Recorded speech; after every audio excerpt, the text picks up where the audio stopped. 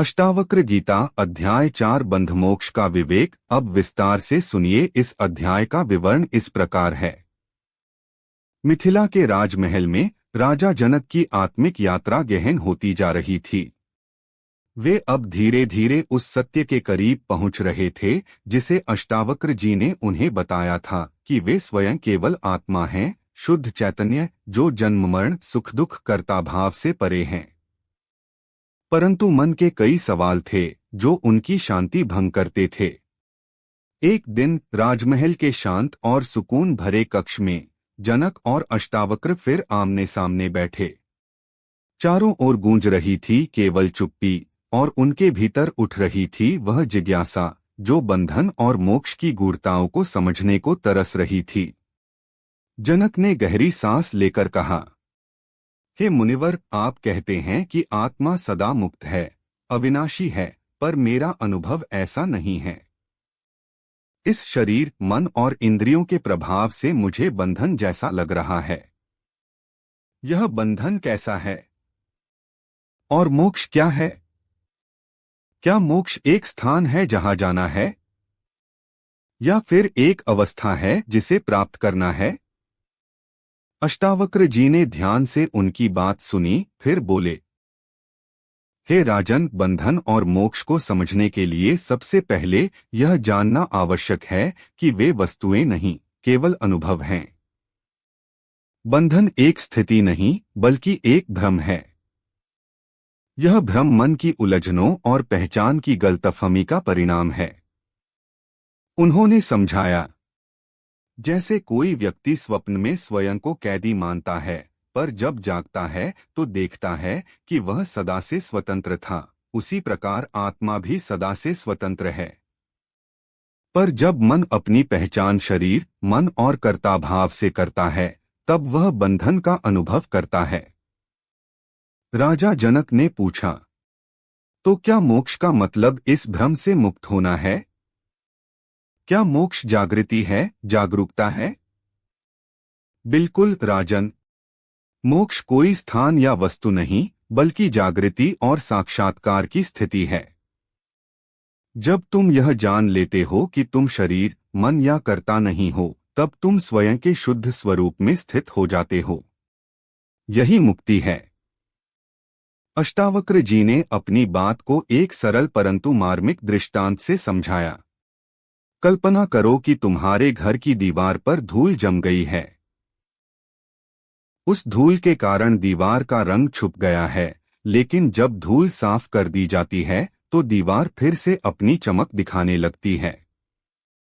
वैसे ही आत्मा का स्वरूप कभी नहीं बदला, केवल अज्ञान की धूल के कारण छुपा हुआ था।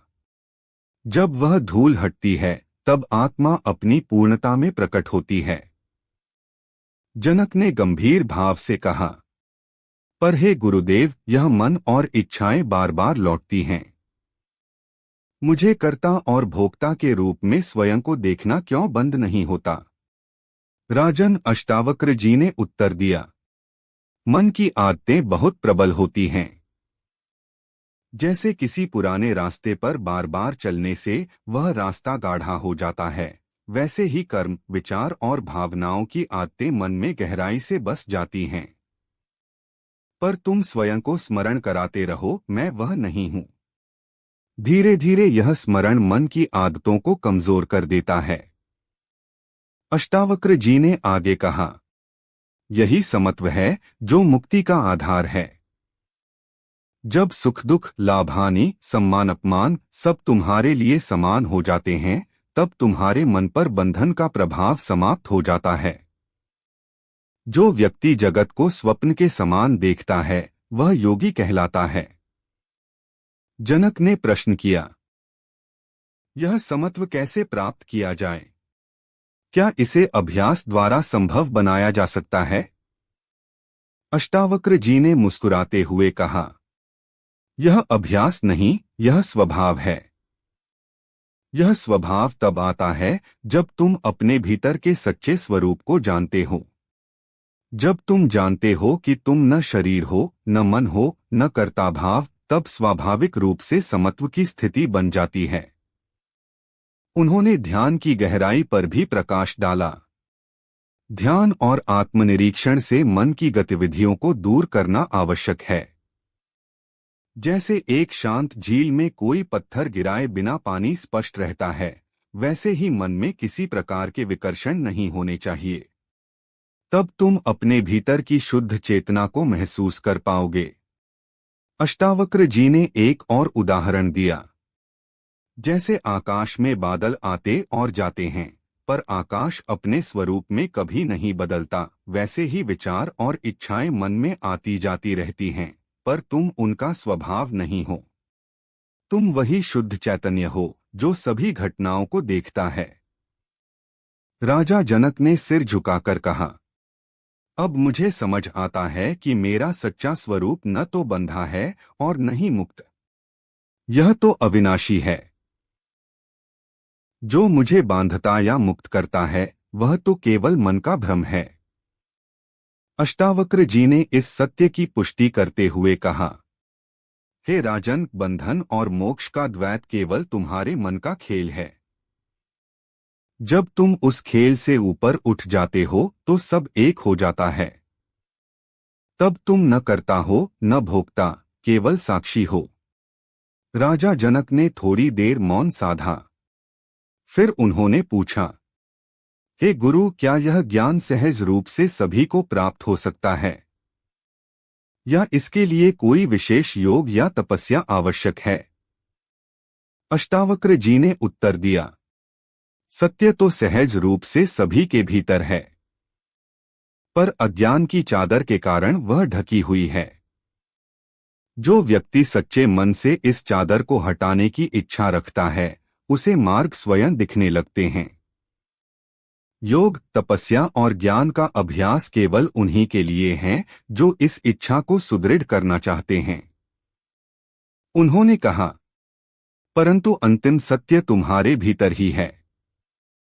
बाहर की कोई वस्तु, कोई कर्म या कोई पूजा तुम्हें आत्मा के उस अनुभव तक नहीं ले जा सकती जब तक तुम स्वयं के भीतर गहराई से नहीं उतरते। राजा जनक ने अंततः कहा, अब मैं समझ गया हूं कि मोक्ष कोई दूर की वस्तु नहीं, बल्कि मेरी स्वाभाविक स्थिति है।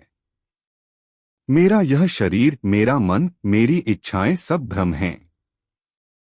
मैं वही शाश्वत चेतना हूं जो जन्म और मृत्यु से परे है। अष्टावक्र जी ने संतोष से सिर हिलाया और कहा, राजन, तुम्हारा यह बोध तुम्हारे अंदर गुरुत्व को प्रज्वलित करता है। अब तुम स्वयं अपने गुरु हो, क्योंकि यह ज्ञान बाहर से नहीं आता, यह भीतर की जागृति है। अध्याय 4 को सारांश के रूप में देखें तो बंधन और मोक्ष दोनों मन की अवस्थाएं हैं, वस्तुएं नहीं। बंधन अज्ञान और भ्रम है, मोक्ष जागृति और साक्षात्कार। कर्ता भाव की जड़ें मन की पुरानी आदतें हैं, जिन्हें निरंतर स्मरण से हटाया जा सकता है। स्वयं को साक्षी भाव में स्थित करके मन के उतार चढ़ावों से ऊपर उठना ही मुक्ति है। अंत में आत्मा न तो बंधी है न मुक्त, वह सदा शुद्ध, स्वतंत्र और पूर्ण है।